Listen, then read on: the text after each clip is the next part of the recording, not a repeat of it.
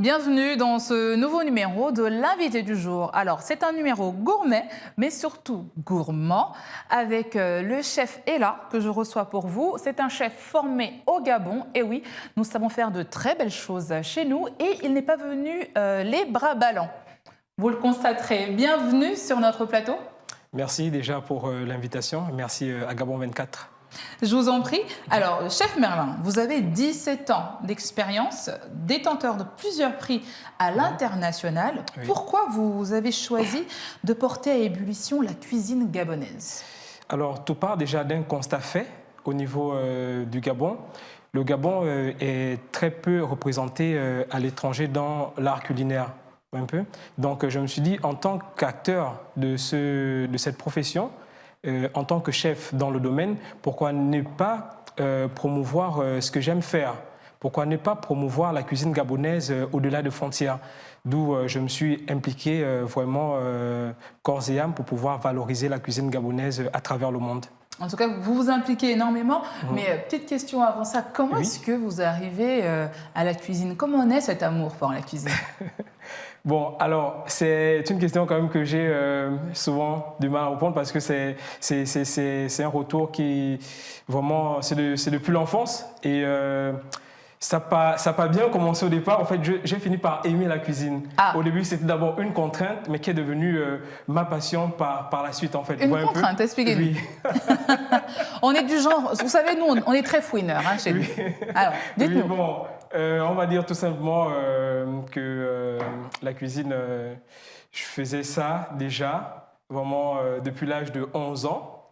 C'était parfois pour se nourrir quand je revenais des cours, quand je voyais que la table n'était pas faite, quand maman elle était occupée, il fallait faire quelque chose pour manger parce que s'il fallait attendre que maman termine d'abord de faire ce qu'elle avait fait, ensuite s'occuper de nous, ça devait être très long. Donc il fallait qu'une personne puisse prendre l'initiative pour pouvoir faire manger à ses frères. Et c'était moi. Alors en fait, vous êtes un vrai gourmand, impatient surtout. Donc vous vous dites, si je veux manger assez rapidement, il faut que je m'y mette. Ouais, c'est ça. C'est très bien, c'est très bien.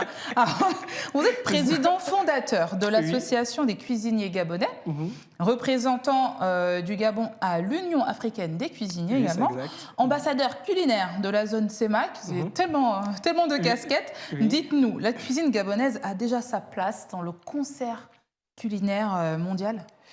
Alors, je vais dire oui, mais à très petite échelle. Hein. Voilà, pas encore au niveau pas encore au souhaité. niveau, pas au niveau que je souhaite, pas au niveau de ma vision en fait. Vous voyez un peu, faudrait que l'on se batte vraiment. Moi, je me suis toujours dit que le travail que j'accomplis en ce moment avec l'association des cuisiniers gabonais, c'était un travail que je devais déjà trouver fait au départ en fait. Donc, on a eu vraiment beaucoup d'années de retard dans ça et il a fallu qu'une personne bouge, une personne se lève pour dire que chez les autres, la cuisine est un patrimoine.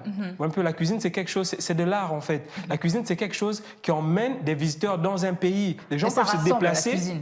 Oui, les gens peuvent se déplacer d'un état à un autre, rien que pour aller manger. Et ça, croyez-moi, c'est vrai ce que je vous dis là. Oui, je vous crois, parce que j'en suis capable. Voilà. Donc, c'est pour dire que nous, pourquoi pas au Gabon, pourquoi ne pas accueillir des visiteurs pour découvrir nos mets locaux et faire la promotion de la cuisine gabonaise. Ce serait vraiment intéressant, un peu. Donc, nous sommes le flambeau de nos mamans, nous sommes le flambeau de la grand-mère. On prend la cuisine traditionnelle qu'on met sur la table, dressée de manière moderne pour rendre ça plus classe et donner envie aux gens de goûter ce qu'on fait. Alors aujourd'hui, vous diriez que la cuisine gabonaise n'influence pas, comme vous le souhaitez, justement, la cuisine des autres pays. Donc vous, c'est votre mission aujourd'hui que vous vous donnez. C'est la mission que je me suis donnée, toujours porter le Gabon très haut dans l'art culinaire. C'est vraiment c'est ma mission en fait. Vous travaillez beaucoup avec les produits du terroir, à l'exemple des chenilles, des plateaux batékés. Bon, après, faut aimer les chenilles. C'est entre fondant et croustillant et pour certains un peu répulsifs, qui ne sont pas habitués, mais, et les feuilles de manioc également. Mais vous arrivez vraiment à faire ce medley de saveurs. Est-ce pour la maîtrise ou pour la valorisation des produits locaux? Alors, c'est pour la valorisation des produits locaux. Moi, la chance que j'ai eue, c'est que du vivant de mon papa, voilà, il nous a fait visiter le Gabon. Vous voyez, donc j'ai fait, sur les 9 provinces, j'en ai fait quasiment 7. Un peu. Donc j'ai cette culture-là du terroir déjà sur place. Un peu. Je vais prendre une province comme le Haut-Ogooué, par exemple. Là-bas, moi j'ai vu comment des gens mangeaient l'onkumu. J'ai cuisiné du nkumu avec eux et du coup... C'est différent de ce qui se fait en ville? C'est différent de ce qui se fait en ville, voilà. Et je pense que dans l'une des pages de mon livre, vous pouvez voir le nkumu que je fais, un peu avec des chenilles. Et d'après mes recherches, j'ai trouvé un champignon vraiment assez surprenant, voilà. Ce champignon ressemble au shiitake. Vous voyez, le shiitake, c'est un champignon noir. Un champignon noir qui nous vient d'Asie, précisément de la Chine. Voilà, mais j'ai remarqué dans le Haut-Ogooué, ils ont ça. Il s'appelle Achumanva. Vous voyez un peu? Je me dis, attends, tiens, mais ce champignon ressemble au shiitake. Oui. Mais est-ce que ce n'est pas nos produits qui se retrouvent aussi chez eux? C'est ça. Vous voyez un peu? Donc je me suis dit, on a quelque chose à mettre sur l'assiette, on a quelque chose à valoriser. Un peu. Alors donc vous allez aussi à la recherche justement de produits que nous n'utilisons pas bien souvent, sûr. Et du coup, c'est ce qui vous aide à revisiter cette cuisine traditionnelle? Oui, bien sûr, bien sûr. Je vais sur un brassage de culture aussi, sur un brassage de culture. Je prends un mets du terroir vraiment traditionnel que je transforme en image de chef. Un plat qui peut être servi dans un restaurant étoilé, pourquoi pas? C'est ça. Un peu. Question revisiter les plats, vous êtes le chef, sans jeu de mots, parce que vous arrivez à revisiter la recette classique des crêpes en y apportant votre touche qui n'est autre que la farine de manioc. Oui. Il faut le faire quand même. Il faut le faire. Alors ça, c'est l'une de mes découvertes, vraiment de mes recherches. Voilà, je me suis dit, souvent quand je suis au restaurant, il y a des clients qui veulent manger du pain sans gluten, qui veulent avoir quelque chose, un produit sans gluten, parce que tout le monde n'est pas tolérant à ça, surtout des enfants. Je me suis dit, les enfants, ils aiment bien les pâtisseries, ils aiment bien les crêpes. Alors comment faire aimer leur faire plaisir sans pour autant leur donner trop de sucre. Donc là, j'ai pensé cuisine et santé. J'ai allié les deux. Maintenant, on voit un peu. Donc je me suis dit, je vais tester de faire des crêpes à base de farine de manioc. Et ça fonctionne. Oui, j'ai fait un test. La première fois, j'ai échoué le test. Je l'ai raté. Je me suis dit, bon, il y a quelque chose qui ne va pas. Il faut ajuster les ingrédients, il faut ajuster les mesures, tout ça. Alors, je me suis dit, nous sommes dans l'estuaire. Nous avons la côte. Quand on se balade, on a des cocotiers. Je me suis dit, je vais travailler avec du lait de coco. Le lait de coco, vous savez, on a le lait de coco, la crème de coco. C'est un lait qui pèse un peu, mais léger en fait. Quand je dis pèse, c'est-à-dire la texture. Oui, voilà, ça paraît lourd, mais c'est léger en fait. Oui. Donc j'ai combiné du lait et du lait de coco et j'ai rajouté encore de ma farine de manioc, des œufs, du beurre fondu. Au fait, la recette de base, quoi. J'ai juste remplacé la farine par la farine de manioc et j'ai obtenu ce résultat qui est là, que vous avez même à l'écran. Oui, c'est vraiment un très très beau résultat. Voilà, c'est ça. On va en juger tout à l'heure. Enfin, nos papilles vont en juger tout à l'heure. Ok, mais je vous promets déjà qu'elles sont hyper légères. C'est très bon. Vous pouvez manger autant de fois que vous voulez. Bon, moi, après magnifique. la légèreté, j'ai pas un problème, ça, mais au goût. Donc je tiens à vous le dire, je vais me sacrifier pour vous et je vais goûter ces crêpes-là, mais tout à l'heure. Une chose encore, c'est que ces crêpes-là sont allégées en sucre. Vraiment parce qu'elles peuvent être fourrées, on peut les manger salées, comme on peut les manger sucrées. Avec du chocolat. Tout passe, voilà, tout passe. Bah, d'accord, là c'est vraiment la gourmande qui parle. Alors, vous faites cette alliance entre la cuisine africaine et la cuisine occidentale, ce qui vous a valu de participer au Bocuse d'Or en tant que coach, mais également de gagner plusieurs concours. Est-ce que vous pouvez dire que ça a été votre touche personnelle qui a changé ou qui a fait que vous avez été choisi pour justement être coach? Bon, alors je pense que j'ai été choisi comme coach déjà par mon profil. Vous savez, le monde a un regard sur le Gabon. Le monde nous voit et dans tous les secteurs. Bon, ils se sont intéressés à moi sur le côté cuisine. Ils ont vu mon profil et j'ai été contacté. Je n'ai pas cru quand j'ai été contacté. Déjà, je n'ai pas cru que le Gabon pouvait participer au Bocuse d'Or. Le Bocuse d'Or, c'est le plus grand concours de cuisine au monde. C'est ça. Vous voyez un peu? Donc, inviter déjà le Gabon à participer à la phase éliminatoire, c'était vraiment quelque chose de grand. C'est une victoire. C'est une victoire. C'est la première fois même que je vois un pays africain, voilà, de la sous-région participer à ce concours-là. C'est très peu de pays le font. C'est une fierté pour vous aujourd'hui? Donc c'est une fierté pour l'Afrique, c'est une fierté pour l'Afrique centrale, c'est une fierté pour le Gabon de participer déjà au Bocuse d'Or. Au Bocuse d'Or. Voilà. Et maintenant, ce qui a été fait, il y a eu des prix qui ont été obtenus. Moi, en tant que coach, comme le mot l'indique bien, j'ai coaché l'équipe. Voilà, et on a fini par obtenir le prix du meilleur plateau du Bocuse d'Or. On a ramené un prix du Bocuse d'Or. Vous faites rôtir vos techniques et vos connaissances dans un livre. Est-ce que vous pouvez nous en parler?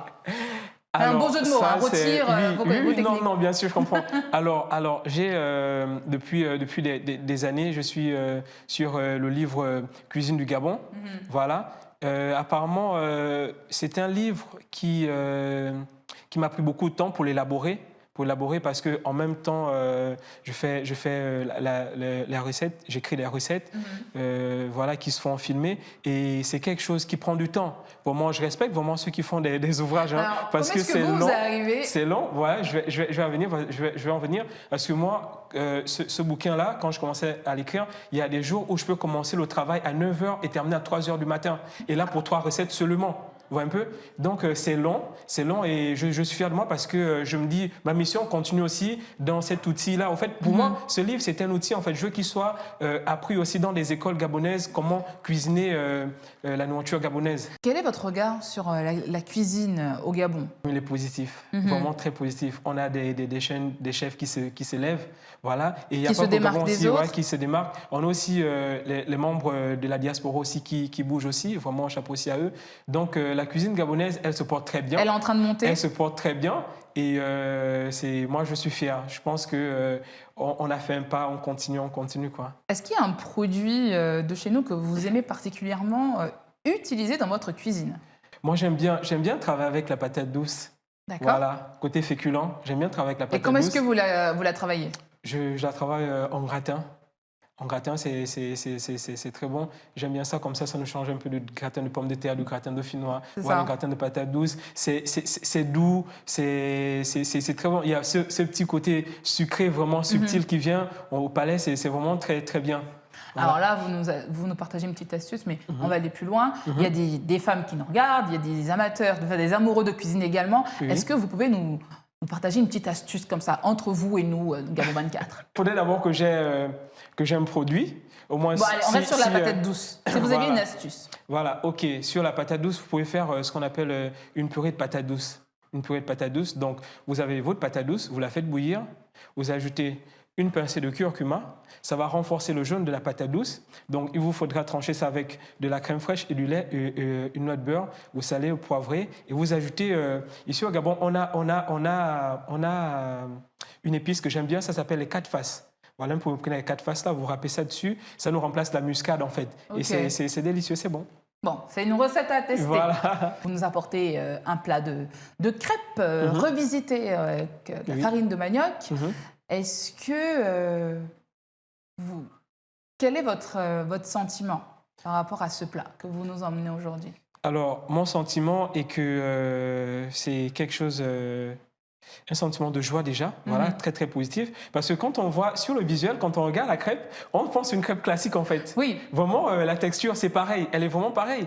Mais la différence va se sentir au goût, ça va se sentir aux ingrédients utilisés, un peu. Et c'est quelque chose de formidable. C'est vraiment formidable parce que ça, je classe ça dans le cadre de la recherche, vraiment pour aboutir à un tel résultat. On arrive au terme de notre émission. Je vous remercie d'avoir accepté notre invitation. Ok. Je ne partirai pas déjà sans parler d'un événement, voilà, d'un événement vraiment grandiose et majeur. Avant de parler de cet événement, j'aimerais, si vous permettez bien, apporter une petite histoire autour de ça. Allez-y. Voilà. Il s'agit de la Coupe d'Afrique de cuisine qui va avoir lieu au Gabon en 2020. Voilà. Tout part déjà de la première participation du Gabon à la Coupe d'Afrique de cuisine dont j'ai représenté le Gabon. C'était à Johannesburg en 2015. Je suis sorti vice-champion d'Afrique derrière l'Afrique du Sud, pays organisateur. Voilà, sur 12 pays, si ma mémoire est bonne. Un peu. Donc quand je rentre au pays, je rencontre le chef de l'État. Naturellement, j'ai été vice-champion d'Afrique. Voilà. Et ensuite, le chef d'État me fait savoir, son Excellence Ali Bongo Ondimba, est-ce qu'on peut pas organiser aussi cette compétition ici? Je dis si, son Excellence, on peut aussi l'organiser sur le Gabon, puisque ça tourne, ça fait une année en Afrique du Sud, une année c'est délocalisé. Voilà, donc j'ai fait le retour à l'Union africaine des cuisiniers. voilà, par rapport aux souhaits, aux vœux du président. Voilà, et ils ont répondu, donc en 2020, le Gabon abritera la Coupe d'Afrique de cuisine. C'est une super nouvelle. C'est une superbe nouvelle. Bon, on a l'exclusivité quand même de la... Ça, c'est l'exclu. Ça n'a jamais été dit en plateau, c'est l'exclu. Mais c'est ça, Gabon 24. On a toujours l'exclu. Voilà, c'est ça. Voilà, merci beaucoup. Merci à vous. Merci et au revoir. Là, on vous souhaite beaucoup de courage dans ce que vous faites. On espère vraiment que la cuisine gabonaise va se hisser justement au rang de la meilleure cuisine d'Afrique, pourquoi pas? Oui, pourquoi pas, oui. Et moi, je tenais déjà à faire un coucou comme ça à l'association des cuisiniers gabonais qui se bat. Nous sommes encore sortis, on a encore eu des prix cette année. 3e au Nelson Mandela Culinary Challenge, qui est la Coupe d'Afrique de cuisine. Et on avait déjà remporté cette coupe-là en 2017, voilà, on a tellement de prix, donc il faut aussi rechercher les dates. Donc, merci. Et puis, merci à tous ceux-là qui œuvrent pour que la cuisine gabonaise avance. Je vous en prie. Merci. Merci à vous, amis téléspectateurs, de nous avoir suivis sur Gabon 24. Vous nous retrouvez toujours sur nos réseaux sociaux, Facebook, Twitter et bien sûr en direct sur YouTube. Quant à moi, je vous donne rendez-vous très vite avec un nouvel invité, mais entre-temps, il faut que je déguste ces crêpes spécialement faites par le chef Ella. Bonne suite de programme sur Gabon 24.